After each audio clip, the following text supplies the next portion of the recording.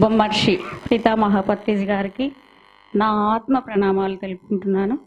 మరియు ఇక్కడికి విచ్చేసిన అందరికీ నా ఆత్మ ప్రణామాలు తెలుపుకుంటున్నాను.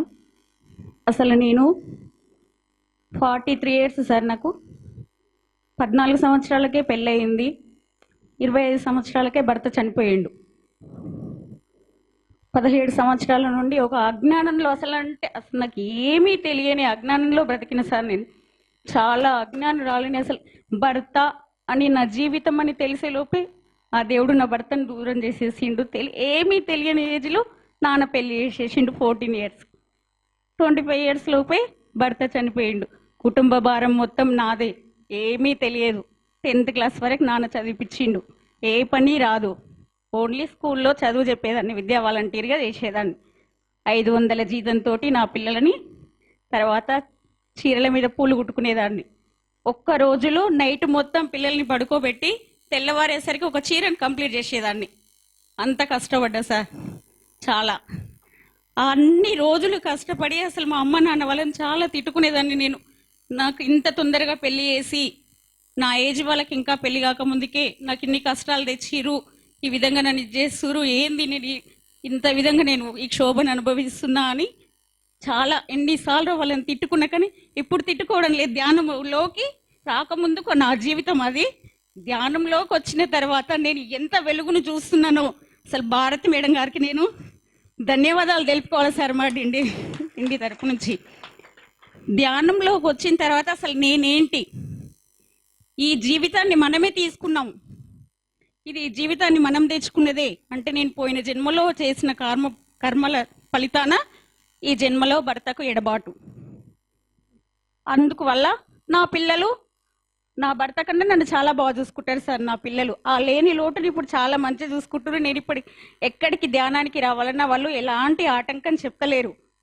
తర్వాత నాకు ధ్యానానికి రాకముందు బ్యాక్ పెయిన్, అన్ని కూర్చొని పనులు చేసేదాన్ని కాబట్టి విపరీతమైన బ్యాక్ పెయిన్. పిల్లలు రోజు మర్దన చేసేవాళ్ళు.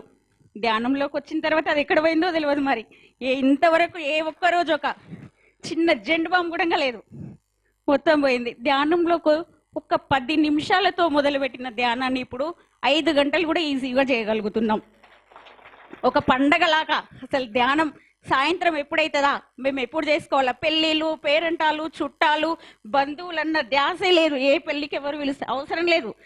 టైం ఎప్పుడైతుంది, ఎప్పుడు ధ్యానం చేసుకుంటాం. మేము స్కూల్లో మేడం వల్ల స్కూల్లోనే వర్క్ చేస్తాను. టైం అయిపోతే సండే రోజు కదా మేడం, ఈ రోజు ఇంకెక్కువ చేసుకుందాం ధ్యానం, లేదంటే స్టార్టింగ్లో 3 o'clock లేకి 7 వరకు చేసుకునే వాళ్ళం, 5 o'clock. తర్వాత ధ్యానంలోకి వచ్చిన తర్వాత 3 రోజులకి ఒకరోజు నా తలపై నుండి కాస్మిక్ ఎనర్జీ వచ్చినప్పుడు చిన్న పిల్లవాడికి తల మనం మాడకు రుద్దుతే ఎట్లా ఉంటుందో ఆ విధంగా కాస్మిక్ ఎనర్జీ పోతుంటే ఓహో ధ్యానంలో ఇంత మహిమ ఉంది. అసలు ఎప్పటికీ అసలు మాకు అసలు ధ్యానం అనే వాక్ ఎక్కడ వినలేదు సార్. అసలు మేము వినలే. ఫస్ట్ టైం ఏడికి పోయినా, టెంపుల్కి వెళ్ళినా, చేసిన గుడిలో కూర్చోండి, కళ్ళు మూసుకోండి అని చెప్పిరే కానీ శ్వాస మీద ధ్యాస పెట్టురి అన్నది మాత్రం ఎవరు చెప్పలేదు.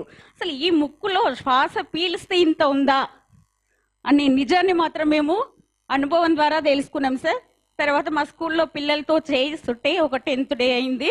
సాయంత్రం టైంలో పిల్లలందరి మధ్యలో కూర్చొని చేస్తున్నాను. 2 జ్యోతులు అమాంత నా కళ్ళ ముందుకు వచ్చి టీవీలో వెలుగుతున్నట్టు వెలుగుతున్నాయి. అసలు ఏంది, అసలు నేను టీవీ పెట్టుకోలే, ఏం పెట్టుకోలే, పిల్లల ముందు కూర్చున్నాము, ఇన్ని 2 జ్యోతులు ఇలా రావడం ఏంది అని ధ్యానంలోంచి రాగానే మేడంని పిలిస్తే మేడం ఉండి ఏంది మీ ఆయన కనిపించిందా, అంత సంతోషంగా లేచినావు అని అన్నది. లేదు మేడం, అంతకైనా అద్భుతం జరిగింది, బాడీ మొత్తం దూది పింజలాగా అయిపోయింది సార్. అసలు ఆ అనుభూతి ఏందో నాకు తెలియలేదు. మేడంని హగ్ చేసుకొని మేడం నాకు ఈ ధ్యానాన్ని పరిచయం చేసి ఈ మంచి మార్గాన్ని చూపించినందుకు మీకు ధన్యవాదాలని మేడంకి చెప్పుకున్నాను. తర్వాత ధ్యానం తర్వాత అంతకుముందు నేను చాలా పేదరాలిని సార్. పని చేసుకుంటేనే జీవితం ఇంట్లో గడిచేది. ఇప్పుడు రూపాయి లేకపోయినా కూడా ధైర్యంగా ఉండగలుగుతున్నా సార్. ఒక ఆత్మధైర్యం అనేది పెరిగింది నాకు ధ్యానం తర్వాత కడతాలలో సార్ని కలిసినప్పుడు సార్ని చూడగానే మా డిండిలో సాయిబాబా టెంపుల్లో సాయిబాబా ఏ విధంగా ఉంటాడో సార్ని చూసి నాకు ప్రతిసారిని చూసినట్టు ఏం కొత్తగా ఏం అనిపించలేదు. సార్ దగ్గరికి వెళ్ళి కాళ్ళొత్తి చేసి సార్ కాళ్ళ దగ్గర నిలబడి ఏదేదో చెప్పుకుంటున్నా సార్, నేను ఇన్ని రోజులు అజ్ఞానంలో ఉన్నాను, అది ఇది ఏదేదో చూసుకుంటుంటే మారన్ శివప్రసాద్ సార్ గారు మిమ్మల్ని కల్పించింది సార్. మిమ్మల్ని అప్పుడు చూసినప్పుడు మిమ్మల్ని కొత్తగా చూసిన అనుభూతి అయితే ఏం లేదు సార్. మా సాయిబాబా టెంపుల్లో సేమ్ మీలాకనే ఉంది సార్. డిండి సాయిబాబా టెంపుల్లో మీ పాదాలను తాకినా కూడా, మీ బాడీలో ఎక్కడ స్పర్శ చూసినా కూడా మాకు ఏ మనిషిలో ఉన్నటువంటి కదలికలు లేవు. ఒక భగవంతుడిని స్పర్శిస్తే ఏ విధంగా ఉంటుందో అలాంటి వైబ్రేషన్స్ నాలోకి వచ్చినాయి సార్. అలా అప్పటి నుండి అసలు ఏంది అసలు సార్లో ఇంత మహిమ. ప్రతిరోజు మేము ధ్యానం చేసుకునేటప్పుడు మీరు మా స్కూల్ దగ్గరికి వచ్చేవాళ్ళు మెడిటేషన్లో. ఈరోజు ప్రతి ఒక్కరికి ఎవరికో ఒకరికి 15 మందిని కలిసి గ్రూప్ మెడిటేషన్ చేసుకునే వాళ్ళం. రోజు ఒకరు ప్రతిసారి వచ్చిండు అందరం సంతోషపడ. మీ రూపు మేము ఎప్పుడైతే చూడలే, ఫోటోలలో చూసిందే తప్ప మేము ఎప్పుడూ చూడలేదు సార్ అసలు అనుభవాలు. నిన్న మొన్న ఒక 10 days బ్యాక్ మేడం హిమాలయాస్కి వెళ్ళి మెరకబా పిరమిడ్ తీసుకొచ్చింది సార్. సరే అది పెట్టుకొని మెరకబా పిరమిడ్ పెట్టుకొని చేద్దామని ఒక 1/2 hour మెరకబా పిరమిడ్ పెట్టుకొని చేసినాము. చేయగానే నా బ్రహ్మరంధ్రం నుండి మన నవరంధ్రాలు మన స్టీల్ పీస్ వేస్తూ ఉంటే ఎట్లయితుందో బాడీ మొత్తం ఆ విధంగా క్లీన్ అయిపోతుంది సార్. కనిపిస్తుంది నాకు టీవీలో ఎట్లా కనిపిస్తుందో నా ముందు స్క్రీన్ అట్లా కనిపించేస్తుంది నాకు. ఏంది అసలు ఈ పిరమిడ్ పెట్టుకొని చేసి ఇట్లా చదివి ఇది నేనేనా అనుకున్నా. మొత్తం ఒక్కొక్క పేగు ఏవేమో అన్నీ తోమేసి ఈ భాగంలో సర్జరీ జరుగుతుంది సార్. నా ముందు 2 డాక్టర్లు మెడిటేషన్లోనే ఇక్కడ ఏదో చేసేస్తురు. నేను ధ్యానంలో కూర్చుంటే నా ముందు ఇక్కడ డాక్టర్లు ఉండడం ఏంది, ఇది నేను ధ్యానంలో కదా. వాళ్ళు మొత్తం హాస్పిటల్ డ్రెస్ వేస్తురు, పోషిరు, అన్నీ మొత్తం కుట్లేసిరు, అన్నీ వేస్తురు. లేచి చూసిన తర్వాత ఏం లేదు. తర్వాత ఒక 2-3 days చూసుకుంటే గైనకాలజిస్ట్ దగ్గరికి వెళ్ళే అవకాశం లేకుండా పోయింది అని తెలిసిపోయింది సార్. ఆడవాళ్ళకున్న సమస్య ఉంటుంది కదా, అది పూర్తిగా తగ్గిపోయింది. ఇప్పుడు అది లేదు. తర్వాత నేను కళ్ళద్దాలు వాడేదాన్ని, స్కూల్ టీచర్ని కాబట్టి. కళ్ళద్దాలు లేకుంటే ఒక్కరోజు కూడా ఇంకా స్కూల్కి వెళ్ళిపోయే ఉండేదాన్ని కాదు. 2 months నుంచి కళ్ళద్దాలు కూడా పెట్టుకోవడం లేదు సార్. ఎలాంటి తలనొప్పి లేదు, సీజనల్ జ్వరాలు కానీ మరి ఇలాంటి అనారోగ్య పరిస్థితి కానీ మెడిటేషన్ ప్రారంభించినప్పటి నుండి ఇప్పటి వరకు మేము ఆరోగ్యంగా, సంతోషంగా, ఆనందంగా. అసలు మా డిండి గ్రామంలో మీరు వచ్చిన తర్వాత పిరమిడ్కి భూమి పూజ కూడా జరిగిపోయింది సార్. డిండి సాయిబాబా టెంపుల్లో అది కూడా జరిగిపోయింది. అసలు ధ్యానము అంటేనే ఇంకా వేరే ముచ్చట్లు జోళ్ళు ఏవిలో. ధ్యానం స్కూల్ ఎప్పుడైపోతుంది, సాయంత్రం ఎప్పుడైతుంది, ధ్యానం ఎన్ని గంటలకు చేసుకోవాలి, ఇదే తప్ప ఇంకొకరు లేదు సార్. మా స్కూల్లో ధ్యానం చేసిన తర్వాత ఒక అమ్మాయికి పెద్ద తేనెటీగలు ఉంటాయి సార్. ఒక దాదాపు ఆ అమ్మాయిని 200-300 తేనెటీగలు కరిచినాయి, మొత్తం పెద్ద తేనెటీగలు. అసలు ఇక మేము ధ్యానం మొదలు పెట్టినాం, 41 days కాలేదు.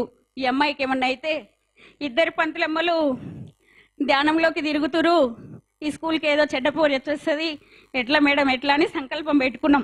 అసలు ఏమి మనం ధ్యానం చేయడం వల్ల మంచి జరుగుతుందని మనకు తెలుసు, కానీ జనాలకు తెలియదు కదా. మన స్కూల్కి ఎలాంటి ఆపద, ఎలాంటి పేరు రాకూడదని సంకల్పం పెట్టుకున్నాము. ఆ అమ్మాయికి దాదాపు తల నిండా ఒక 200 తేనెటీగల ఇంతలా వాసిపోయింది అమ్మాయి. కానీ ఇప్పుడు మంచిగా ఆరోగ్యంగా ఉంది. మేము పెట్టుకున్న సంకల్పం వల్ల ఆ అమ్మాయి కూడా మాకు ఎలాంటి అపవాదు రాకుండా. ఎందుకంటే మేడం స్కూల్ నడుపుతుంది, అందులో నేను కూడా ఒక మెంబర్ కాబట్టి 2 టీచర్లు బయటకు తిరుగుతురు. వీళ్ళు ధ్యానం అనేది అందరికీ తెలియదు. ఇది ఎవరికైతే సబ్జెక్ట్ తెలుస్తుందో ధ్యానం గురించి వాళ్ళే అర్థం చేసుకుంటారు. వీళ్ళు ఏదో పిచ్చోళ్ళు. చిన్న క్వశ్చన్ సార్, అందరు ఏమంటారు అంటే ధ్యానం అంటే శూన్య స్థితిలో ఉండడం. మీకు అనుభవాలు ఏ విధంగా వస్తున్నాయి, అసలు ఎందుకు వస్తున్నాయి మీకు అనుభవాలు? మీరు ఊహించుకొని కూర్చుంటారేమో. అసలు అనుభవాలని ఊహించుకొని ఎందుకు కూర్చుంటాం, ఎవరు కూర్చోం కదా అలా అంటారు. అయినా సరే సబ్జెక్ట్ ఎవరికైతే దీని అవగాహన ఉందో వాళ్ళకి తెలిసిపోతుంది. ఓహో, నిజంగానే మనం పోయిన జన్మలో చేసుకున్న కర్మ ఫలితేనా ఈ జన్మలో దాన్ని అనుభవించవలసి వస్తుంది. 3 నెలల క్రితము మా ఇంటి పక్కల పుట్ట ఉంది సార్. అందరూ ఊర్లో ఉన్న వాళ్ళందరూ ఆ పుట్ట దగ్గరకు వచ్చి పూజ చేసేవాళ్ళు అన్నట్టు. మేము కూడా మా ఇంటి నుంచి వెళ్ళాలంటే స్కూల్కి వెళ్ళేటప్పుడు పుట్ట దగ్గర నుంచే వెళ్ళాలి. ఒక 10 days మాత్రం ఆ పుట్ట దగ్గర నాకు మెడిటేషన్ చేసి వస్తుంటే కనిపించేది సార్. ప్రతిరోజు ఒక 10 days ఇట్లా నాకు అటు పోగానే కన్ను పుట్ట దగ్గరకు పోగానే నాకు అన్నట్టు మళ్ళీ మంచిగా కనిపించేది. 10 days అట్లా కనిపిస్తుంది. మేడం ఇట్లా ఎందుకో నాకు ఆ పుట్ట దగ్గర పాంగ్ కనిపిస్తుంది, మరి ఒక క్షణం కనిపించి మాయమవుతుంది. ఇది నిజమా అబద్ధమా ఏమైనా చెప్తే నిన్నమన్నా జయమ్మ అని నాన్ వెజ్ అన్ని తిన్నది, ఇప్పుడు ఏమైనా చేస్తుందేమో ఏమైనా చెప్తారని అనుకుంటారు. ఏంది మేడం నాకు ఇలా జరుగుతుంది మరి అని చెప్పి ఒకరోజు మేడం వచ్చింది, నేను కూడా చూస్తాపా అని. ఆ రోజు కనబడలేదు సార్. మళ్ళీ నెక్స్ట్ రోజు మేము మెడిటేషన్ చేసేటప్పుడు అదే సర్పము మెడిటేషన్లో నా తలలోకి వచ్చి నా తల చుట్టుకొని నా తలలో నుండి సీతాఫలంలోని గుజ్జు ఏ విధంగా తింటామో ఆ విధంగా తీసుకొని తింటుంది సార్. మరి అది ఏ విధంగా తింటుందో ఎందుకు తిన్నదో తెలియదు. మరి అప్పటి నుండి తలనొప్పి మాయమైందో ఏమో, నేను అదే కారణమని నేను అనుకుంటున్నాను. మళ్ళీ ఇంకొక రోజు గౌతమ బుద్ధుడు, అసలు ఆయనని ఎప్పుడు చూసినామో తెలియదు. మనం మంచి మెడిటేషన్ అప్పుడు కొత్తలో ఇంట్రెస్టింగ్గా 3 o'clock చేసుకునేదాన్ని సార్. 3 గంటలు చేసుకోవాలి, నేను 4 గంటలు చేసుకోవాలని 3 గంటలకి లేచి చేసుకున్నప్పుడు గౌతమ బుద్ధుడు కళ్ళ ముందుకు వచ్చేసి, ఇక్కడ జ్ఞాననేత్రం మాకు ఉందా లేదా తెలియదు, బాగా గుంజేది సార్. గౌతమ బుద్ధుడి దగ్గరకు వచ్చేసి దీన్ని పట్టుకొని అనుమాతం గుంజి ఒక రావి వృక్షం కిందనే కూర్చునేది కదా గౌతమ బుద్ధుడు, అదే ఆకుని తీసుకొని వచ్చి ఇక్కడ ఇట్లా అని దాని కింద తన కింద పెట్టింది సార్. పెట్టగానే కొన్ని వేవ్స్ మొత్తం ఇట్లా రౌండ్గా తిరుగుతుంది. అది తిరగానే రంగురంగుల నక్షత్రాలు కుప్పలు కుప్పలుగా నా ముందు ఉన్నాయి అన్నట్టు సరిగా.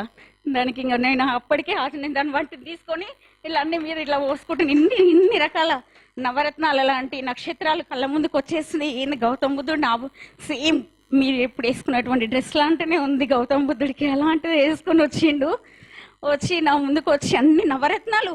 అసలు నేను నిజంగా కూడా ఒక బంగారం ఇంత తులం బంగారం తప్పించేంత వరకు నేను ఒక రాయిని కూడా చూసిందని కాదు. అన్ని నక్షత్రాలను చూసేసరికి నాకు దోశలతోటి ఇలా ఎత్తేసుకున్నాను. ప్రతిదీ మాకు డౌట్ ముందుగా అయితే భూషంకులు, విజయలక్ష్మి మేడం, ఓంకారపురి అయితే మమ్మల్ని ఎంత సార్, మా అమ్మ వాళ్ళు కూడా మా అత్తమ్మ వాళ్ళు కూడా ఎంత మమ్మల్ని చూసుకురో లేదా కానీ ఓంకారపురికి వస్తే మాత్రం ఇక్కడున్న ప్రతి ఒక్కరు మమ్మల్ని ఆప్యాయంగా ఆదరించుకుంటారు. అసలు ఎప్పుడు పౌర్ణమి వస్తుందా, మేము ఎప్పుడు ఓంకారపురి రావాలన్నా, మన చుట్టాలు బంధువులు అయితే మూతులు తిప్పడాలు ముక్కులు విడుపుడు అవన్నీ ఉంటాయి. ఇక్కడ అలాంటివి లేవు. ఎంత ప్రేమగా ఆప్యాయగా, అసలు ఇంత ఆనందం మేమైతే అసలు ఎక్కడ అనుభవించలేదు సార్. ఈ 12th రోజు అన్న పౌర్ణమి మళ్ళీ రేపు ఎప్పుడు వస్తుందా అని ఎదురు చూస్తాం. మేము క్యాలెండర్ పోయి మళ్ళీ పౌర్ణమి ఎప్పుడు ఉంది మళ్ళీ నెలలో.